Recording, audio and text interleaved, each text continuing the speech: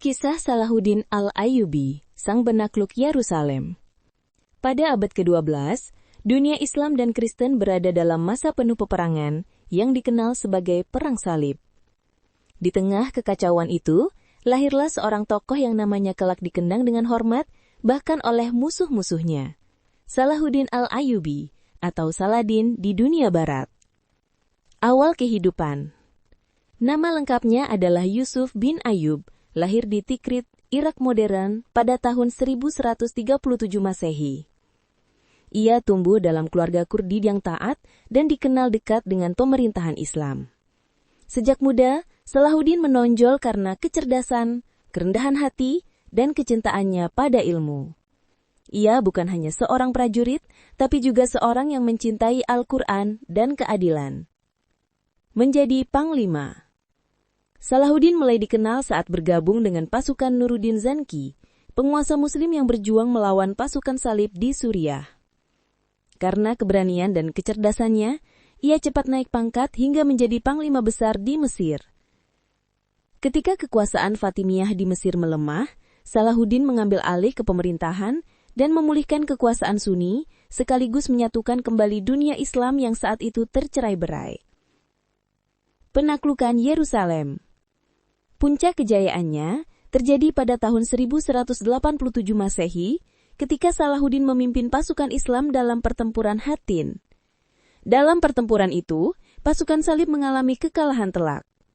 Setelah itu, Salahuddin maju menuju Yerusalem, kota suci yang selama 88 tahun berada di tangan tentara salib. Yang luar biasa, ketika Yerusalem berhasil direbut, Salahuddin tidak membalas dendam. Ia melarang pembunuhan dan penjarahan, bahkan memberi jaminan keselamatan bagi umat Kristen dan Yahudi yang tinggal di sana. Sikapnya ini membuat banyak pihak di Eropa terkejut dan menghormatinya. Salahuddin dan Richard the Lionheart. Dalam Perang Salib ketiga, Salahuddin menghadapi Raja Richard I dari Inggris, atau Richard the Lionheart. Keduanya saling menghormati, meski berada di kubu berseberangan. Ketika Richard jatuh sakit, Salahuddin bahkan mengirimkan buah dan tabib untuk mengobatinya. Contoh nyata jiwa kesatria Islam. Akhir kehidupan.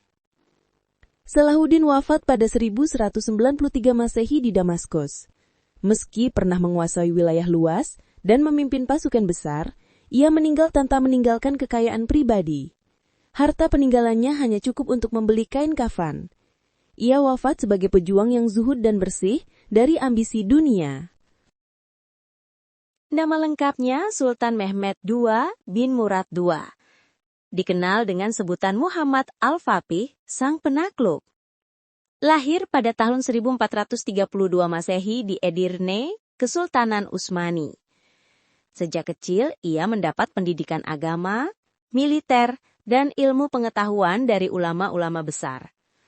Nabi Muhammad SAW pernah bersabda dalam sebuah hadis, Konstantinopel pasti akan ditaklukkan. Sebaik-baik pemimpin adalah pemimpinnya, dan sebaik-baik pasukan adalah pasukannya.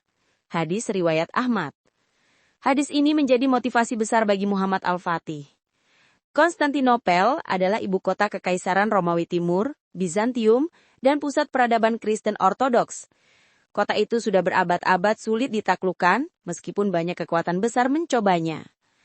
Muhammad Al-Faqih naik tahta pada usia 21 tahun, 1451 Masehi, dan segera menyiapkan rencana besar untuk merebut Konstantinopel. Persiapan-persiapan membuat meriam raksasa bernama Basilika, mampu menghancurkan tembok besar kota. Membuat benteng di tepi Bosporus, benteng Rumeli Hisari, untuk mengontrol jalur laut. Menyusun strategi militer darat dan laut dengan pasukan sekitar 200.000. Serangan dimulai tanggal 6 April 1453 Masehi. Bizantium bertahan dengan tembok tebar dan rantai raksasa yang menutup akses laut. Muhammad Al-Faqih menemukan cara unik, menggelindingkan kapal-kapal di darat melewati bukit dengan batang kayu yang diberi minyak, lalu menurunkannya ke Laut Golden Horn di sisi lain kota. Serangan besar terjadi pada tanggal 29 Mei 1453. Pasukan Utsmani berhasil menembus pertahanan dan meregut kota. Setelah menaklukkan Konstantinopel, nama Konstantinopel berganti nama menjadi Istanbul. Hagia Sophia diubah menjadi masjid. Muhammad Al-Fatih memperlakukan penduduk dengan adil, memberi kebebasan beragama, melindungi gereja, dan membangun Istanbul menjadi pusat peradaban Islam. Ia diberi gelar Al-Fatih, sang penakluk. Runtuhnya Bizantium dan berkembangnya Kesultanan Utsmani menjadi kekuatan dunia. Wafat pada tahun 1481 Masehi dalam usia 49 tahun setelah memerintah lebih dari 30 tahun. Muhammad Al-Fatih berhasil mewujudkan nubuat Rasulullah SAW dengan menaklukkan Konstantinopel.